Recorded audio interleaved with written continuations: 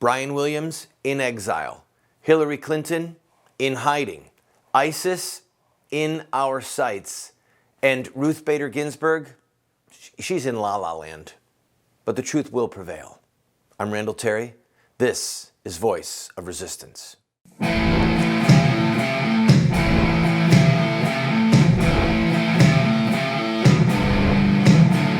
Those who forsake the law praise the wicked.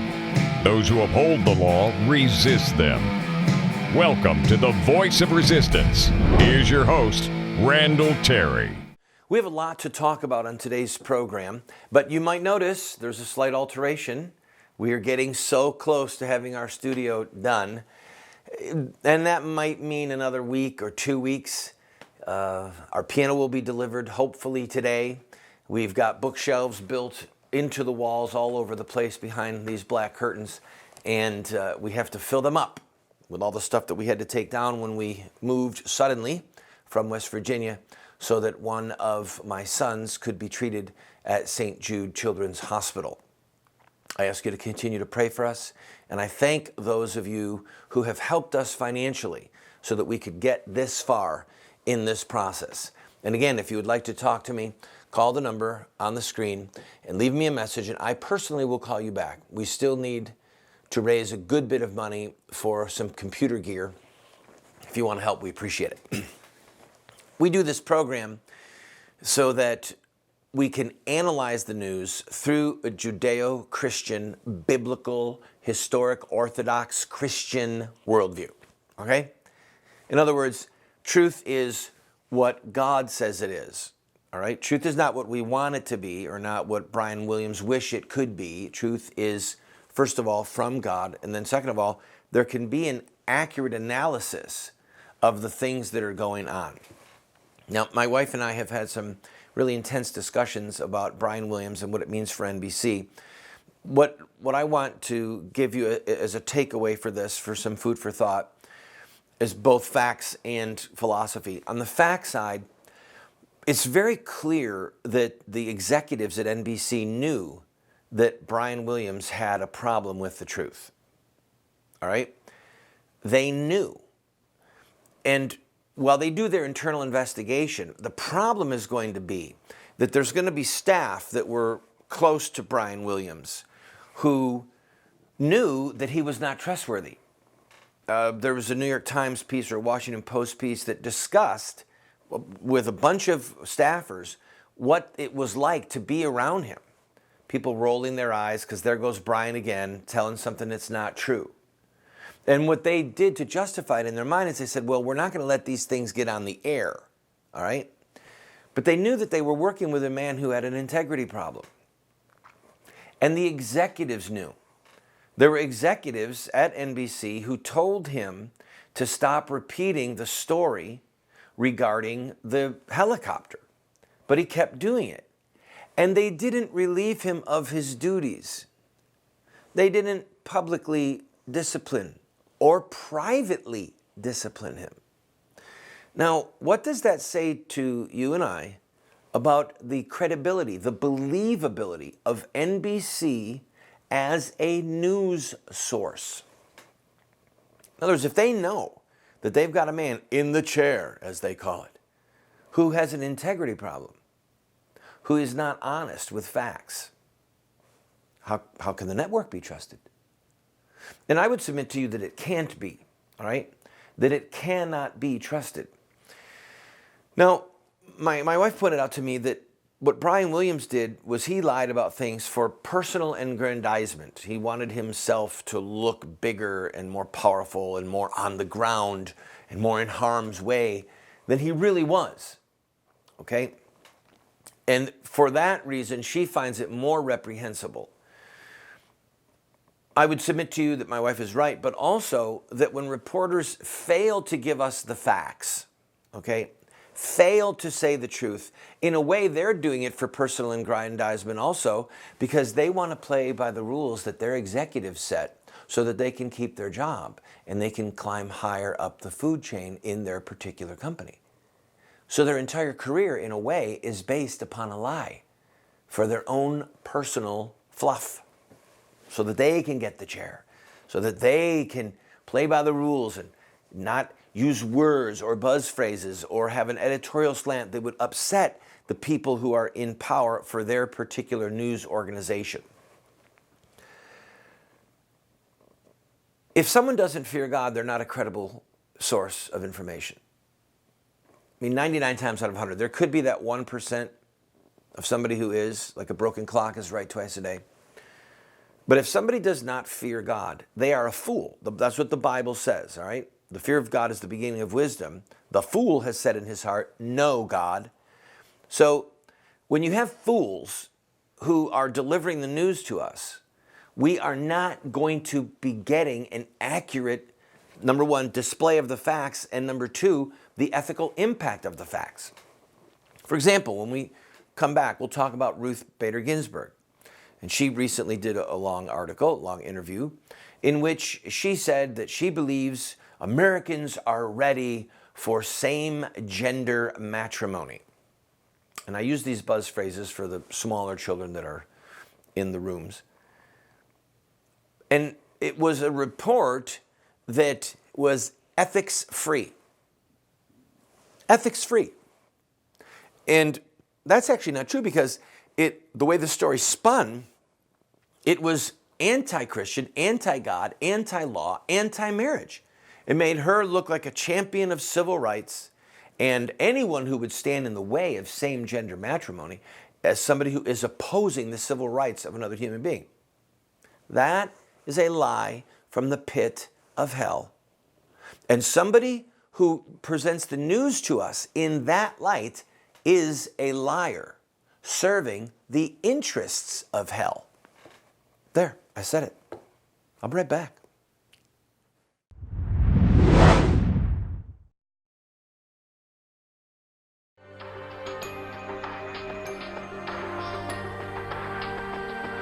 You have two choices. I mean, you can try to raise your children by design, or you will raise them by default. There are no perfect parents. We're going to get it wrong sometimes. If we have a plan, we've got a better chance of getting it right in the long run. There is something deep within the heart of every human being that longs for parental acceptance and approval. When does a boy become a man? Get a group of guys around and ask them that question. I don't think there's a certain age. Some men stay boys their whole life. I would say, 16, 18 years old. Wow, that's a good question. When they get bar mitzvah. Well, I think when he has a child. So I just became at 56, 56 years old. Without the power of the Holy Spirit changing us and giving us power over our sin, we can't hope to be the dads that our kids need us to be.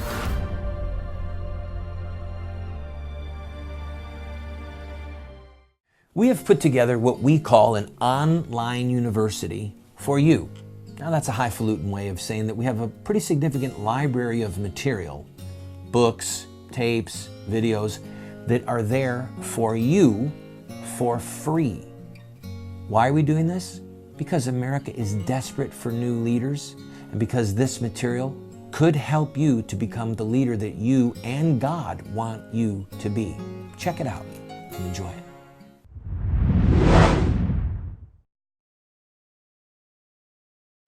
Can you imagine the difference in the newspaper renditions of what was going on in Boston in 1774 and 1775 and 1776? The news reports in Philadelphia and in New York versus in London and Liverpool and York. What happened is what happened, okay?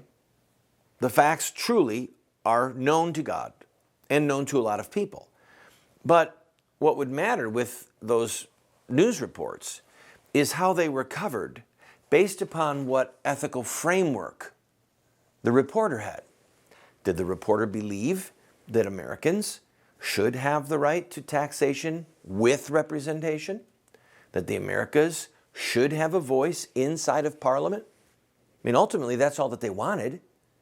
Right? I mean, they wanted to be able to say, we're part of the British Empire and we need to have representation in Parliament and not be treated like we're second-class Brits, because they were British citizens. And by the way, taxation without representation was only one of the reasons that the Revolutionary War happened. There were, if my memory is correct, 27 indictments, if you will, or criticisms or line items of atrocities and tyrannies that the King of England had foisted on the American people. But I digress.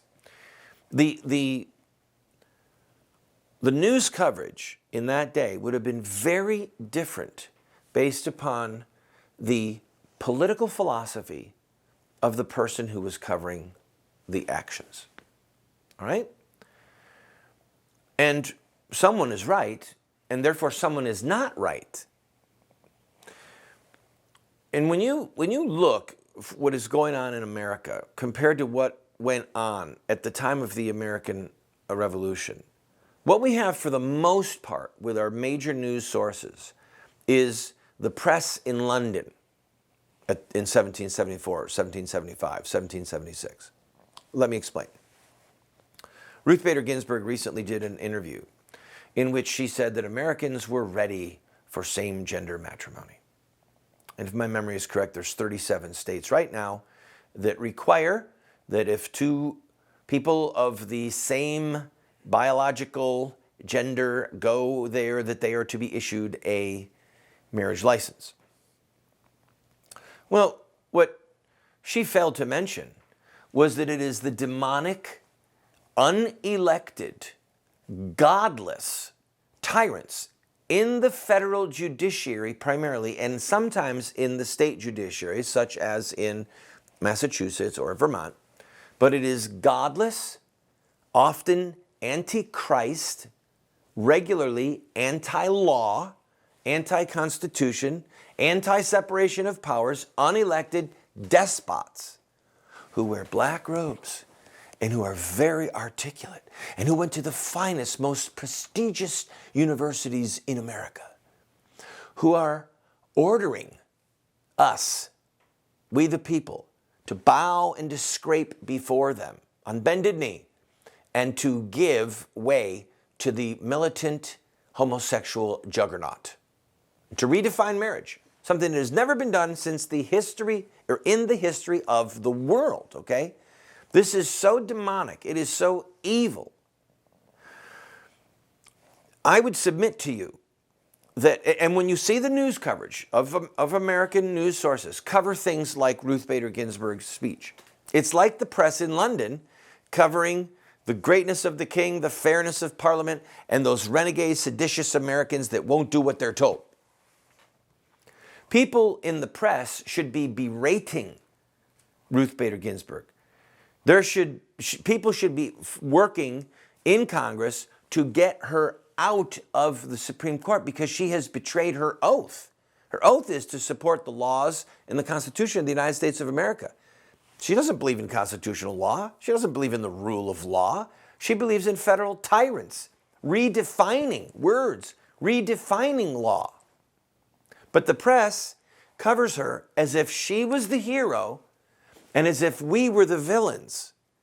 So compare that to the London press, who would compare Parliament and British troops and the king as if they were the heroes and if the American rebels, those colonists, were the villains.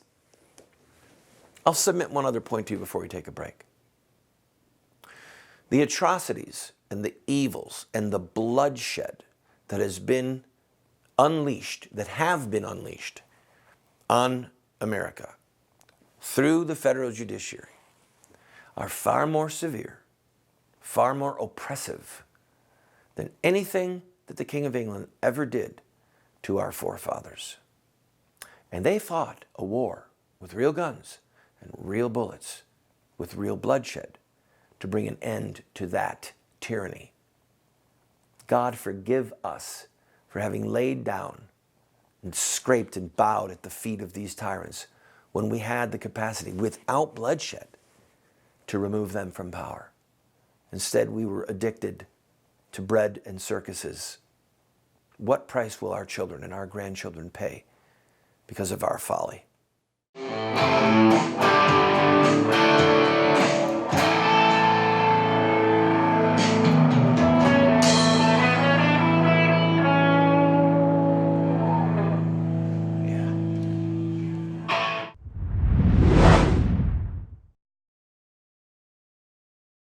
Do you want to get America out of the hands of wicked and unjust men and women who are destroying the republic before our eyes, and put leadership back into the hands of righteous men and women so that we don't die as a nation?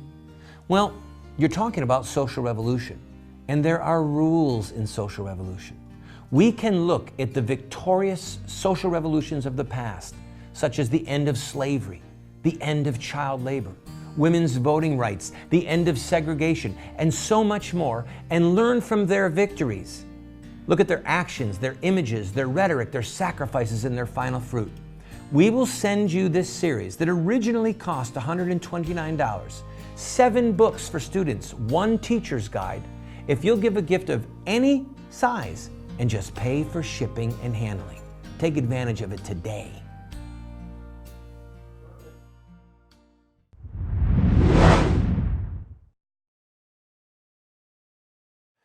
As you know, President Obama has asked Congress for approval or not a declaration of war, but some type of resolution for him to have the use of force.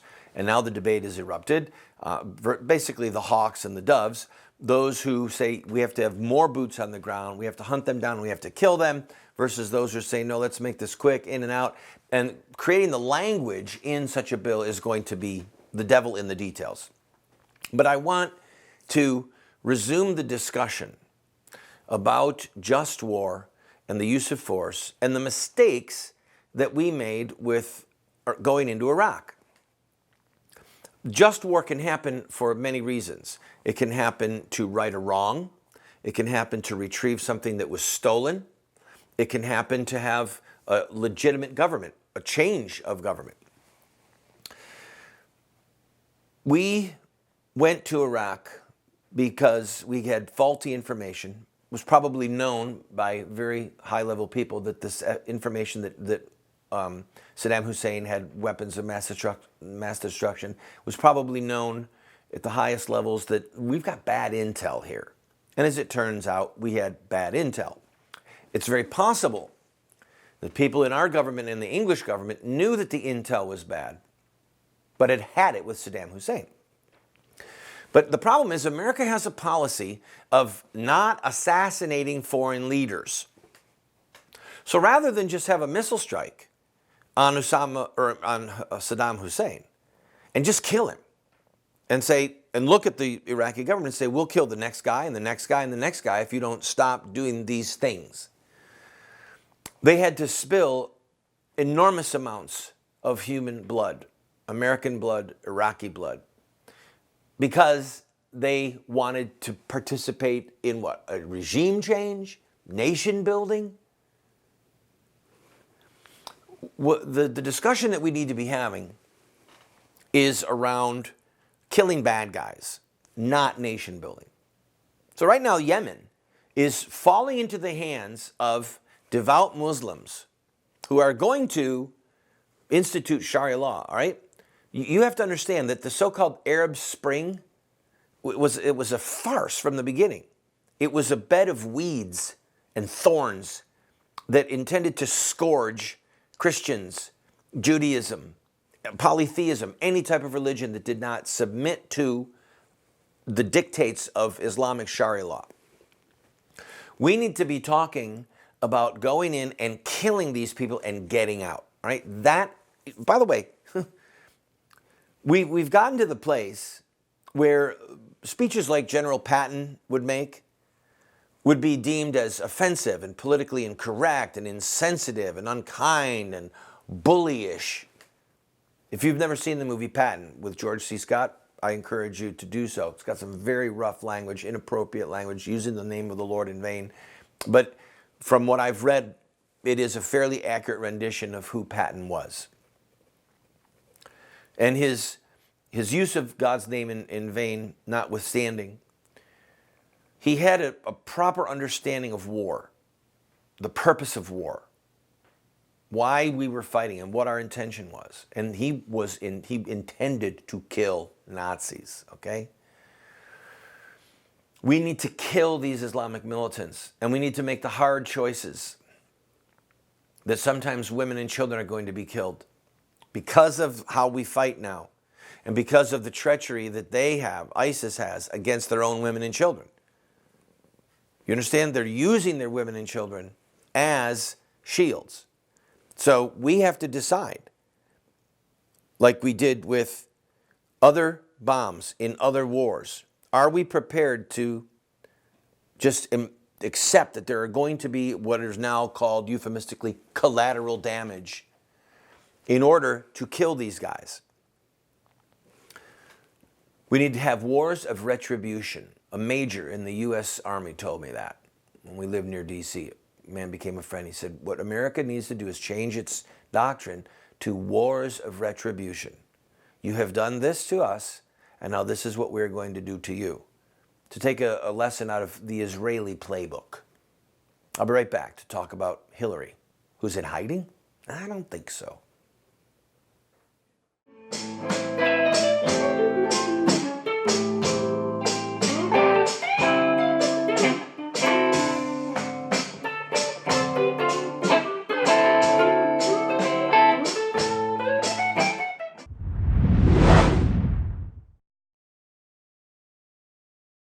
I have been a leader in the pro-life movement for 30 years.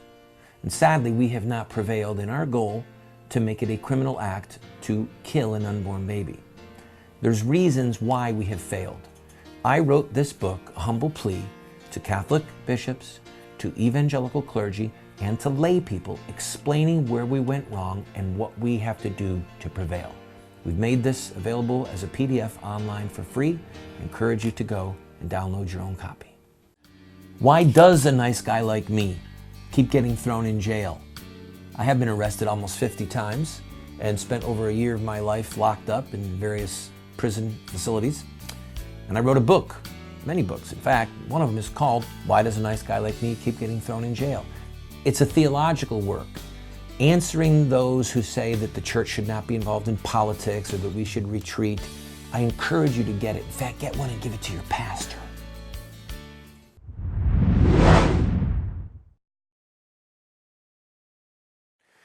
Part of being in the political realm, and certainly in the military realm, is having an accurate assessment of your enemy, of your adversary. Seeing what the enemy is doing or not doing. There's a lot of people right now that are mocking Hillary. Oh, Hillary's in hiding. What's Hillary doing? Listen to me. Please hear me. She's not in hiding, all right? She is not in hiding. She's getting ready to become the next president of the United States. Hopefully, we will have a God-fearing Republican candidate, a pro-life, God-fearing Republican candidate to run against her and to win. Somebody of the caliber of Ronald Reagan. Somebody who will defend marriage and defend the babies who are being butchered. And who will accurately call Islamic terrorists Islamic terrorists. But let me explain to you exactly what's happening with Hillary. Number one, she's getting enormous amounts of free press right now. She's not doing or saying anything, and yet she's in the news almost every day. That's awesome, okay? It's like, where's Waldo? Where's Hillary? What she's doing is she's probably losing weight, probably exercising a lot. I'm guessing we're going to see a new hairdo when she emerges. She may be getting a little nip and tuck. She might be getting a little facial thing. And then they're also discussing what to do with Bill Clinton and his foibles. You might have seen in the press, there's some horrible sex ring in some island, and Clinton was subpoenaed and he's involved. And this stuff is going to keep emerging. And so they're probably creating the dirty laundry list of Bill Clinton and what to do with every single one of them. All right, they're going to have their answer for every accusation. They're going to have their answer for Benghazi. They're going to have their answer for Hillary's failed attempts at healthcare. They're going to have their answer for Hillary saying that she was running under fire when she landed in Bosnia or wherever it was. Hillary is not hiding, people. She's preparing. And when she comes out, it's going to be with all the fanfare of Michael Jackson coming back.